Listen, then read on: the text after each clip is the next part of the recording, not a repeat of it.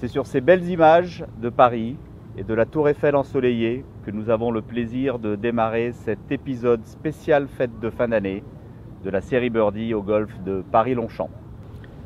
Bonjour à tous. Bonjour Anthony. Bonjour Bruno, bienvenue. Où sommes-nous exactement? Nous sommes en plein Paris, au cœur du 16e arrondissement et en plein milieu de l'hippodrome Paris-Longchamp. C'est un site unique, on n'a jamais vu ça. Nous avons la chance d'avoir créé ce site en 2010 et effectivement, ce site d'entraînement permet d'avoir une accessibilité aux jeux de golf assez exceptionnelle. Alors il y a practice, dites-nous-en un peu plus. Zone de petits jeux ici derrière nous, avec un fonctionnement en illimité lorsqu'on est membre, une zone de putting 1000 m², 75 tapis, une partie couverte, une partie chauffée, éclairée le soir, c'est vivant tout l'hiver puisqu'on ouvre de 8h à 20h et 8h à 21h en été. Ce qu'il faut savoir, c'est que vraiment c'est ouvert à tout le monde. C'est un endroit qui est totalement public et on y tient. Vous n'êtes pas obligé de jouer au golf et ça c'est la deuxième chose qui est très importante si vous voulez venir un petit peu entre le parc et jardin, le site d'entraînement et la structure golfique. On vous prête des clubs. Vous avez la possibilité, sans être membre, de découvrir ce jeu. Vous avez 25 enseignants à disposition, donc une amplitude horaire et de jours sur l'année très importante, puisqu'on propose de découvrir ce jeu 325 jours par an. Magnifique, j'ai vu en arrivant un superbe panneau avec meilleure école aux écoles de golf numéro 1 en France depuis déjà 2-3 années. Voilà, c'est une grande fierté. Nous venons d'avoir les résultats de la Fédération française de golf. 629 jeunes licenciés en 2009, donc sur 2 saisons golfiques qui sont entre septembre et juin.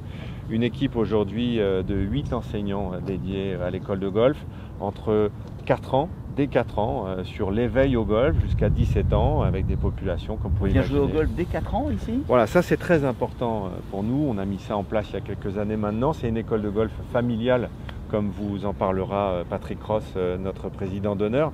Donc toute la famille doit venir en même temps et pouvoir avoir une heure de golf adaptée en fonction de l'âge, du niveau, de la langue, même si tout ça effectivement est assez difficile à organiser. Si j'ai bien compris Anthony, ici le mot-clé c'est l'accessibilité, la facilité pour venir jouer. C'est une structure urbaine, comme celles qui ont permis d'avoir la Ryder Cup en France.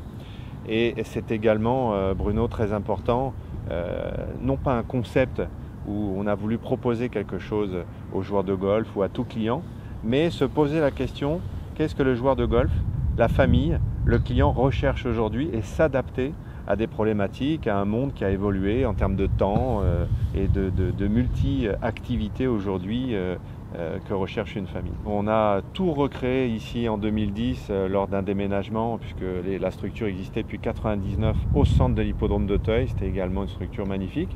Donc vous imaginez bien ici qu'on a pris du temps pour trouver la qualité des infrastructures, puisque c'est notre maître mot, avec le matériel adéquat, le personnel adéquat, le savoir-faire. Et aujourd'hui, on a une fréquentation qui augmente d'année en année, puisqu'on passe maintenant plus de 200 000 visiteurs par an, ce qui est énorme, tout en étant fermé sur des événements type festival de musique et autres, puisque l'hippodrome aujourd'hui a un développement très très important avec des courses hippiques de jour comme de nuit.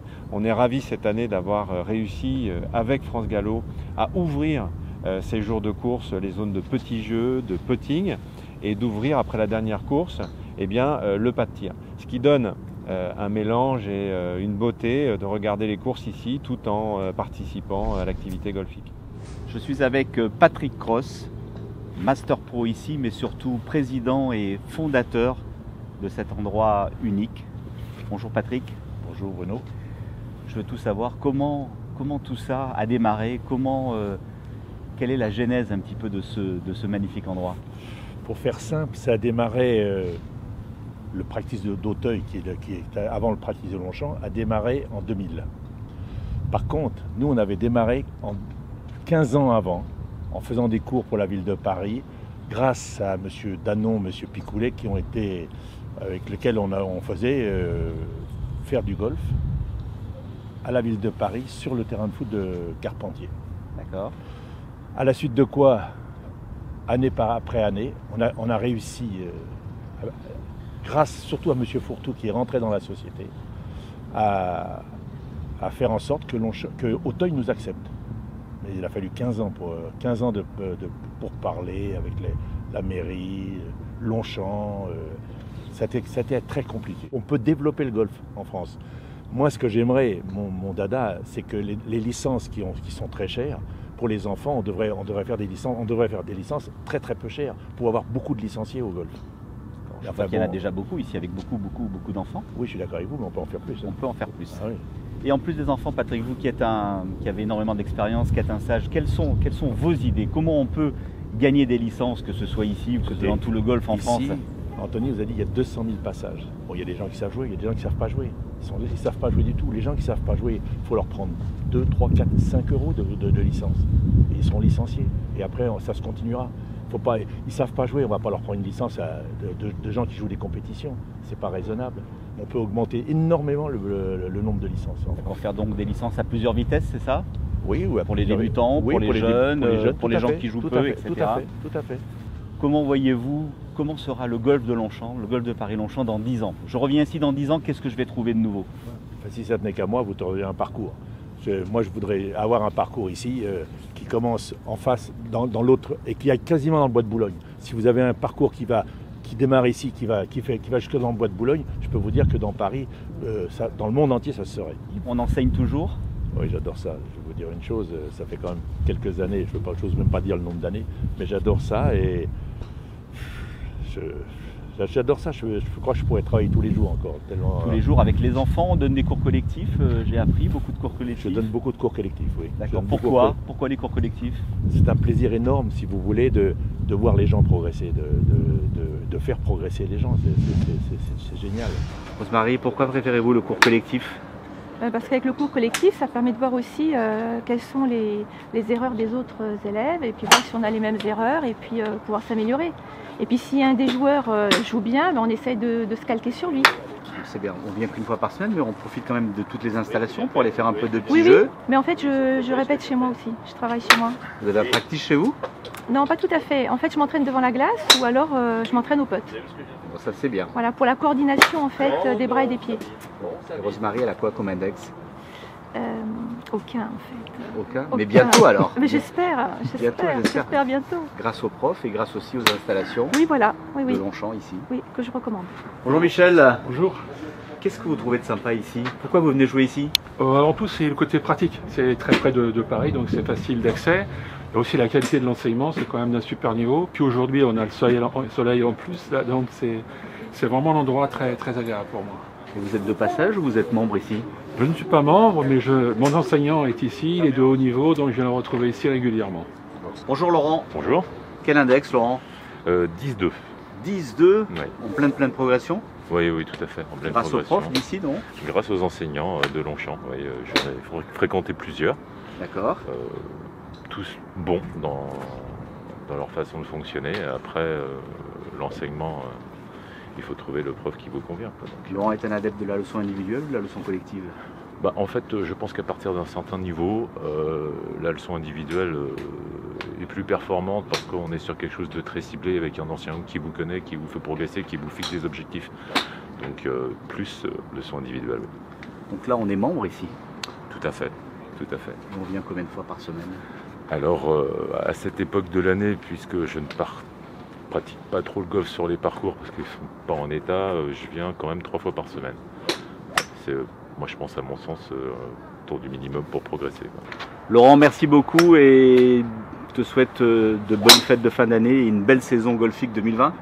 Et moi aussi, je vous souhaite tous une belle fête de fin d'année à tous mes amis golfeurs. Et la série Birdie, on sait que tu la regardes. Ah, moi je la regarde, oui, tout à fait.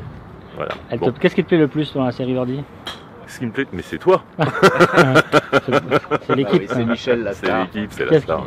Qu'est-ce qui te plaît le plus? En fait, c'est bien, c'est les horizons que ça ouvre. On a vu Marrakech il n'y a pas très longtemps. C'est des questions pertinentes et souvent les réponses qu'il faut. Donc, ce qui permet de découvrir des golfs aussi. Tout à fait, oui, tout à fait. Découvrir des parcours et puis des fois plein de choses auxquelles on ne pense pas. Parce que c'est vrai que quand on s'entraîne seul, des fois on est un peu perdu et ça fait du bien de retrouver des fondamentaux. Bonjour Catherine. Bonjour Bruno. En pleine forme, je vois, lunettes de soleil sur le tapis au mois de décembre. On s'entraîne assidûment? Absolument. Combien de fois? Là, c'est un petit peu exceptionnel. Je vais partir golfer au soleil. Donc on se prépare. Voilà, exactement. On a donc pris des leçons avec les pros ici? Non, pas du tout. Là, c'est vraiment de l'entraînement pur et simple. Voilà. Qu'est-ce qu'on trouve de bien ici? Pourquoi vous venez ici? La proximité avec Paris.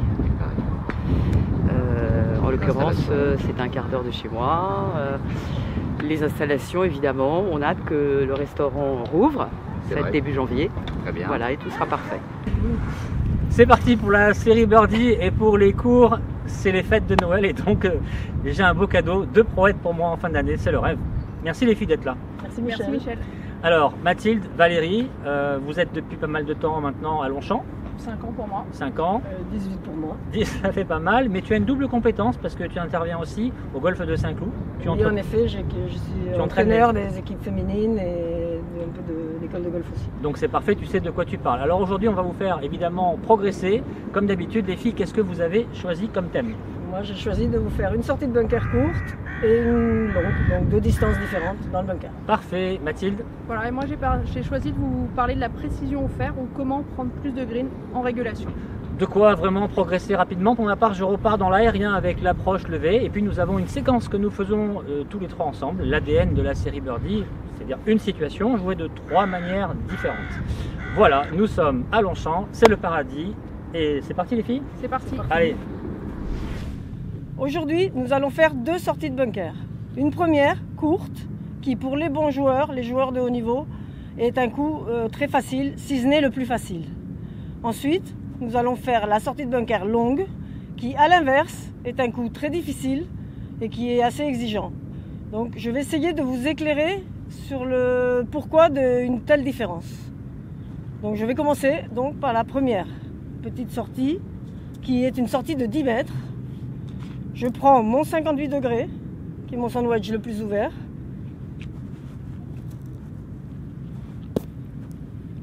Je vais commencer par ouvrir le club pour pouvoir utiliser le rebond de celui-ci. Donc je l'ouvre en premier, avant de mettre le grip. Ensuite, je place mes mains. Ensuite, je vais adresser cette face de club ouverte dans les mains vers le drapeau, voire un tout petit peu à droite. Je prends un stance très large. Mon corps est un peu ouvert et la balle plutôt sur le pied gauche. Cela se fait automatiquement si je démarre dans l'ordre en ouvrant le club en premier.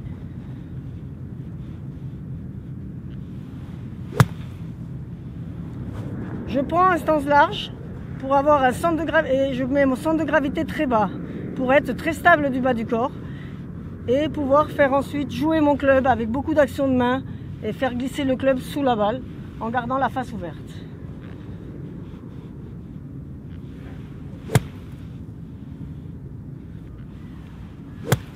Et une main droite qui passe carrément sous la main gauche, ça semble risqué, mais ça ne l'est pas tellement du moment que je reste appuyé à gauche.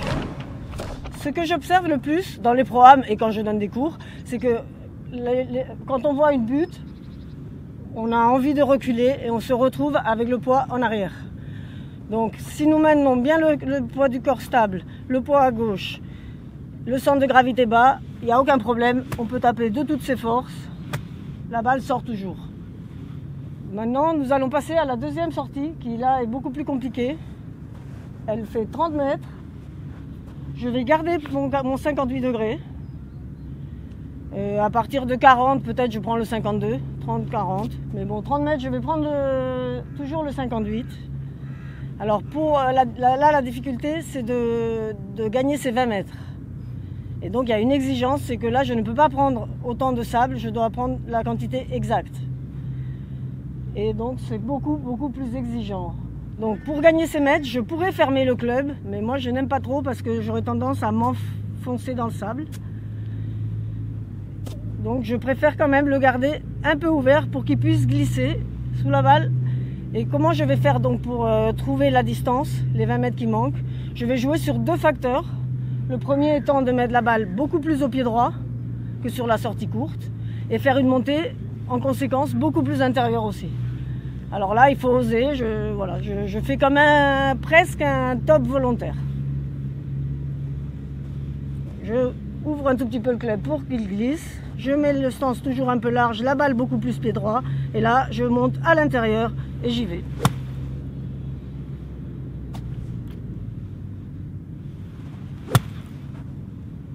J'ai joué beaucoup de tournois dans ma vie et les bunkers n'ont jamais été un souci pour moi. J'ai appris à l'âge de 11 ans en Espagne avec un cadet espagnol qui m'a montré cette technique et depuis, je n'ai toujours pensé qu'à rentrer quand je rentre dans un bunker.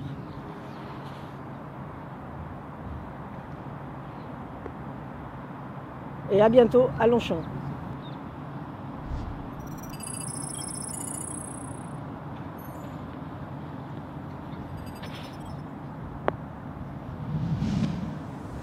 Nous sommes maintenant sur le practice. On va parler de l'attaque de green ou comment plutôt prendre plus de green en régulation. Alors là, le premier constat à faire, moi ce que je remarque à chaque fois que je fais des parcours accompagnés avec mes élèves, c'est que les gens ont tendance à se surestimer, à ne pas choisir le bon club pour faire leur attaque de green. La première chose donc que je vous conseille, c'est de connaître les distances que vous faites avec chacun de vos fers. La deuxième chose, souvent vous avez tendance à vouloir viser directement les drapeaux. Aller chercher les milieux de green, c'est beaucoup plus facile. Donc voilà, maintenant ce que je vous propose, c'est de vous montrer un petit peu comment je m'entraîne ou ce que je demande à mes élèves de faire pour aller chercher des greens plus facilement. La première chose, ça va être, quand vous êtes sur le practice, tout simplement de viser une cible. Généralement, vous avez tendance à ne pas prendre de cible et à taper dans le vide. Ne pas taper de coups sans avoir un objectif. Très important. Donc, ce que je fais généralement, c'est que je prends un club que je place au sol pour m'aider à bien m'aligner vers ma cible. Là, aujourd'hui, je vais prendre la tour qui est au fond.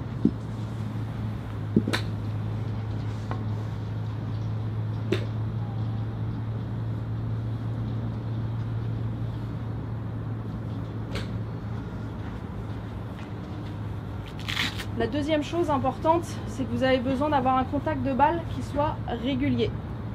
Pour ça, j'ai un petit exercice tout simple. Vous prenez un seau que vous allez placer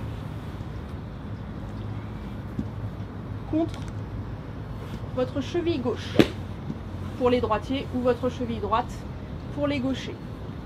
Souvent, les erreurs de contact sont liées au fait que vous restiez en arrière. Ça produit des grattes ou des tops.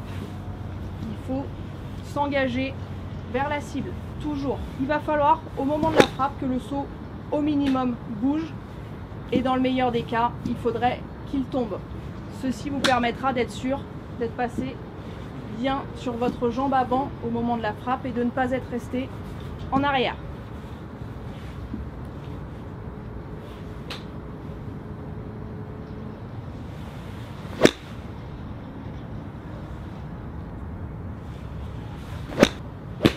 Voilà, le seau est tombé, ma balle était bien contactée. Maintenant, c'est à vous de jouer. Je vous souhaite un bon golf et je vous dis à bientôt à Longchamp pour un cours.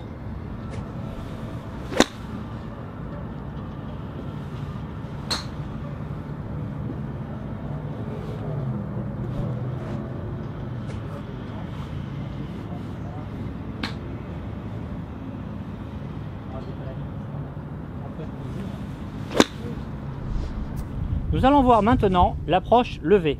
L'approche levée, c'est une approche qui est redoutable. Pourquoi? Parce qu'on va vouloir, en gros, viser le ciel. En visant le ciel, on va ouvrir la face de club.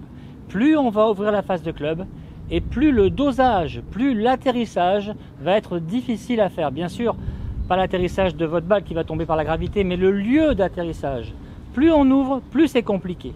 Donc dès à présent, ce que je vous conseille, c'est de beaucoup vous entraîner sur cette approche à l'entraînement, mais de la faire le moins possible une fois que vous serez en situation sur le parcours. Pour la réaliser, en fait, on peut la réaliser avec plusieurs clubs, des clubs évidemment assez ouverts, avec un minimum de 56 degrés d'ouverture. Je vais donc vous montrer maintenant comment je m'y prends et quelle est ma préférence. La préférence du club est évidemment liée à la distance, on vient d'en parler, mais elle est aussi liée au lie, c'est-à-dire à l'endroit où repose la balle. En gros, plus votre lie est correct, plus vous pouvez vous permettre de prendre un club avec une semelle un tout petit peu épaisse. Moins il y a d'herbe, moins il doit y avoir de semelles. C'est proportionnel. Donc attention, on raisonne souvent en distance dès qu'on est proche d'un green, mais commencez par regarder déjà le lie, l'endroit où repose la balle. Pour arriver à faire cette approche, j'utilise ma vieille amie, la raquette de ping-pong. Et je vais avoir l'image que la face de club, c'est ma raquette. Si je mets ma raquette exactement square avec la face de club, ici pour procéder à une ouverture, eh bien j'oriente la raquette vers le ciel. Évidemment pas trop, n'exagérez pas. Revenez, c'est un peu ouvert. Une fois que c'est ouvert, je prends mon grip. Maintenant que je joue, hop, le gant. Il est fermé, ça y est. Je me mets en place. Et là, mes mots-clés sont les suivants. J'arme et je tourne. Je cherche vraiment à avoir déjà un passage ici, pas trop lourd avec le sol. Donc j'ai un peu plus écarté mes pieds, j'ai mis mon poids du corps à gauche. J'arme et je tourne. 60 degrés pour la distance de 20 mètres. Je suis en position. Mon corps se stabilise. J'arme et je tourne. Voilà pour cette première approche. Donc au drapeau, je me retrouve à 1,20 m du trou. C'est pas mal. Si je veux aller plus loin, comment je fais? Eh bien évidemment, j'ai des crans de fermeture. Là, j'ai eu un 60 degrés que j'ai ouvert très peu. Si je veux maintenant aller plus loin, eh bien j'ai le choix. Soit je laisse mon 60 degrés en fait square, soit je prends un 56 degrés. En fait, si vous voulez, dans cette approche, en général, les joueurs ont toujours une petite ouverture. C'est-à-dire que ils vont en fait prendre un club plus ou moins fermé, mais comme on veut que la balle s'arrête une fois qu'elle arrive sur le green, on a toujours un petit cran d'ouverture. Et puis un secret important, c'est que je vais affaiblir ma main. C'est-à-dire que ma main ne va pas être comme dans mon plein swing. Je vais la tourner vers la gauche. Et en la tournant vers la gauche, je l'affaiblis. Ce qui fait que quand je réalise mon coup, je ne peux pas fermer ma face de club. Si je l'ai ouverte, c'est pas pour la fermer. Je me remets en position. Donc ce coup-ci, maintenant, je vais aller plus loin. Toujours un petit cran d'ouverture. Et je vais aller chercher maintenant les 35 mètres un peu plus loin. Donc 56 degrés, même technique, mon poids du corps à gauche, la face est ouverte, les mains sont descendues, mon repérage, et j'insiste pas mal sur le fait d'écarter les pieds. Là, c'est avec le terrain gras difficile de rester pieds serrés, donc là on écarte. J'ai la face ouverte, je crée mon armement et je tourne. Je vais chercher directement les 35 mètres. En place, et c'est parti.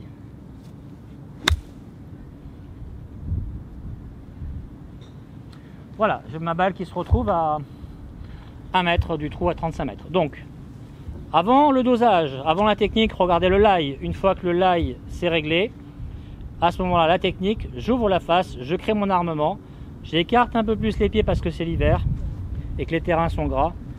Je procède à une montée du bras gauche qui est basse, l'armement c'est bon, et puis surtout derrière, je tourne, j'accompagne.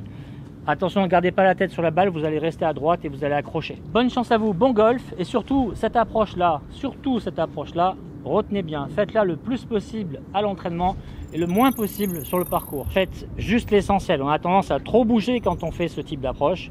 Bougez juste ce qu'il faut, allez à l'essentiel du geste, pas de fioriture, juste l'essentiel. Donc là nous sommes sur le green d'approche et je vous ai choisi une situation à 30 mètres, une approche un peu particulière. On a 15 mètres de vol pour aller jusqu'au green et 15 mètres pour aller jusqu'au drapeau. Le drapeau est situé sur un petit plateau, on a très peu de place pour poser la balle et derrière vous avez la fin du green, donc il va falloir être extrêmement précis sur cette approche. Ni trop court, ni trop... Tu as choisi de la jouer comment, ouais. Mathilde? Moi j'ai choisi d'aller chercher le drapeau directement, de la jouer en lob. Bon courage. Merci. Donc, pour aller jouer cette approche en lob, alors évidemment vous ne pourrez la jouer en lob que si la balle est placée correctement au sol. Vous allez ouvrir la face de club en direction de la cible et placer le corps un petit peu vers la gauche. On placera tout de suite un petit peu de poids aussi sur la jambe gauche, d'accord, on va dire 70-30. Derrière, vous n'avez plus qu'à faire votre swing normalement.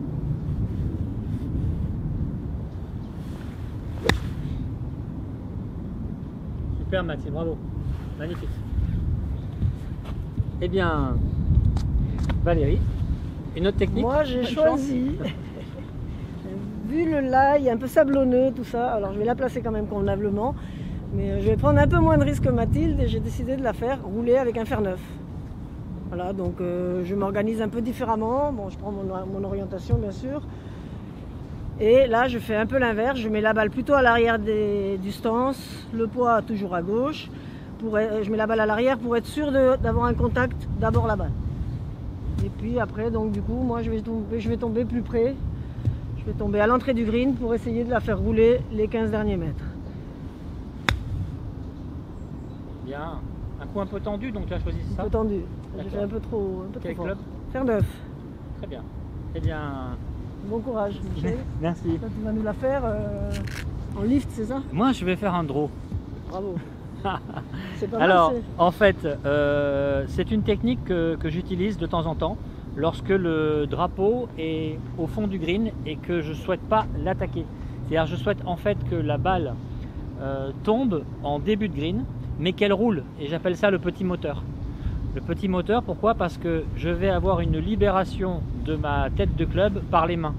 Attention, je précise bien, je vais avoir une libération qui est un accompagnement, mais qui n'est pas une vrille. Ne vrillez pas. Si vous vrillez, c'est la soquette et c'est le coup à gauche réussi. Hein. Là, par contre, vous allez vraiment rater à gauche. Donc attention, évidemment, je parle pour les droitiers.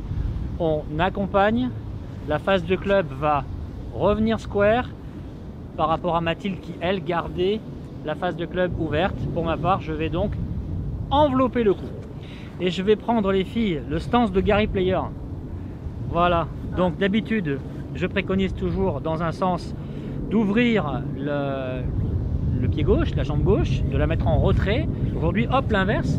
Le petit stance de Gary Player, fermé. La balle, on va dire centre droit, les mains descendues. Et là, je prépare à envelopper le coup. Voilà.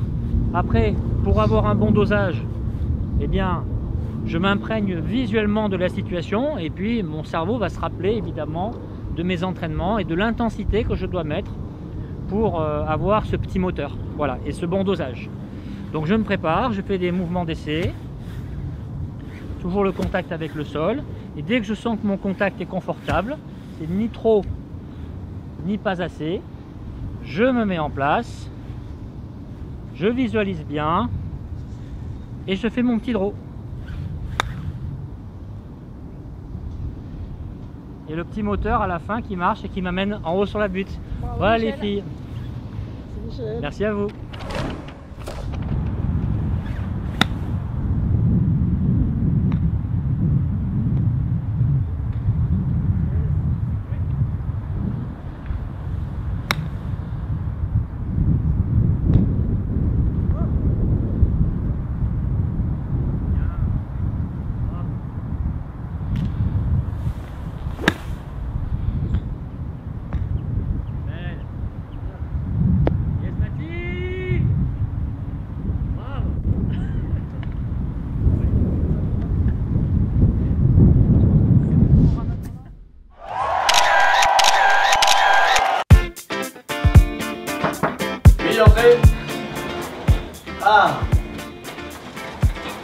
Edouard, comment tu vas?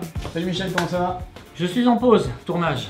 Ah, qu'est-ce que tu fais? Série Birdie, non? Série Birdie, et donc là c'était les scènes pédagogiques avec les filles Valérie et Mathilde qui ont fait, une a fait l'attaque des greens avec les fers, ouais. Et puis Valérie est spécialiste du bunker, donc... Et toi t'as fait quoi? Moi j'ai fait une approche levée, on termine l'année tranquille, voilà. Attends, t'as pas fait de driver toi? Non, pas de driver, c'est bon, on en fait toute l'année c'est le drive, toute l'année c'est correction du slice, gagner 20 mètres, on va pas nous se mettre à faire la même chose tout le temps. Ah non, fais-nous un driver pour les fêtes, Michel. Fais-nous un driver. Encore du driver. Ouais, fais-nous un driver. C'est vraiment important? Oh ouais, s'il te plaît. Bon, allez, je vais voir ce que je peux faire. Cool.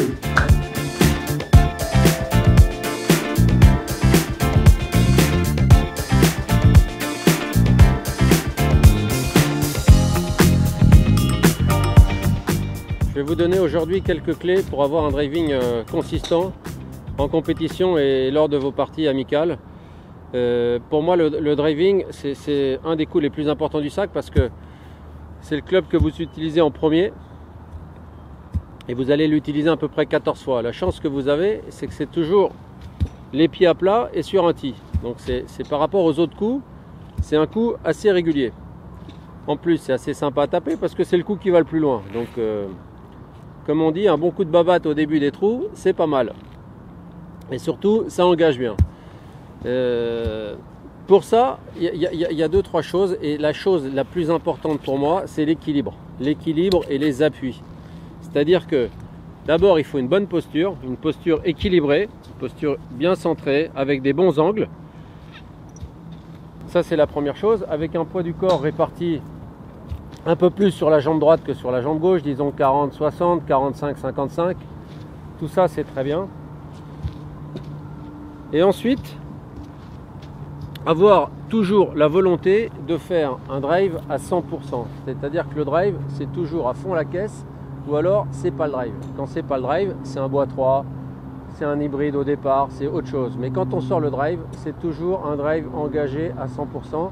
Et ça, j'y tiens parce que lors des programmes, lors des compétitions, je vois trop de gens taper des petits drives ou des drives sécures, et ça marche pas du tout. Le plus difficile à faire, justement, c'est un drive sécure, un drive assuré. Le drive assuré, c'est tout sauf de l'assurance. Donc, on sort la babatte et on met un bon coup de babatte. Alors, je vais vous montrer ça. D'abord, une posture solide. Posture solide, ça veut dire quoi? Ça veut dire les muscles de mes jambes jouent, les muscles de mon dos jouent et mes abdos jouent. Ça, c'est important. Et toujours en rythme. C'est-à-dire que le drive, vous pouvez aller le plus vite possible que vous voulez. Il y a une condition et quelque chose à respecter, c'est l'équilibre au finish. Ça, c'est le plus important. Et aujourd'hui, les gens qui veulent taper fort, ils finissent sur 2 roues et ça ne marche pas du tout. Il faut vraiment un finish équilibré. Donc, je vais vous taper une balle, une bonne posture, des bons angles. Je monte assez lentement et j'y vais à fond, j'y vais gaiement. Et c'est ça le plus important. Ensuite de ça, quand vous voulez taper un peu plus fort, ce qui est important, c'est les appuis. Et les appuis au golf, quand je monte, c'est pointe du pied gauche, talon du pied droit. Et quand je redescends, ça s'inverse. Je finis sur le talon gauche et la pointe du pied droit. Alors si je veux un peu plus de puissance, parce que j'en ai besoin, parce que j'ai un par 5 qui est un peu plus large, j'ai besoin d'un birdie, qu'est-ce que je fais? Je m'ancre bien, je décolle un peu le talon gauche et ensuite je rebondis dans la balle, c'est-à-dire j'utilise le sol pour rebondir, pour taper en extension. Et là, vous allez gagner quelques miles de vitesse de club.